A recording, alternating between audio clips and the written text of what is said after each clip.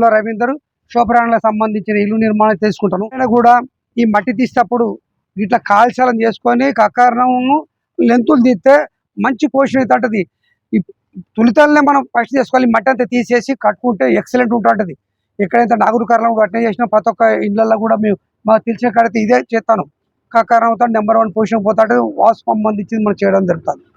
మేస్త్రి ఈ 16 ఫీట్ల 8 ఇంచులు ఇక్కడ మనకు సూచించను. నువ్వు ఎవరికైనా చెప్తాను, ఏ కొంచెం మిస్టేక్ అయినా బాత్రూంల కాడ కకారణం కాడ ఏదైనా చెప్తాను.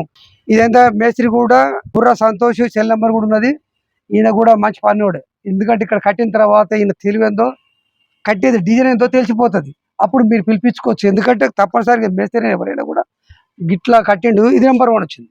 ఇది కంటిన్యూస్గా పోబ్బా పేరుంటుంది. ఎందుకంటే కఠినంగా ఉంటుంది వాస్తు చెప్పేది.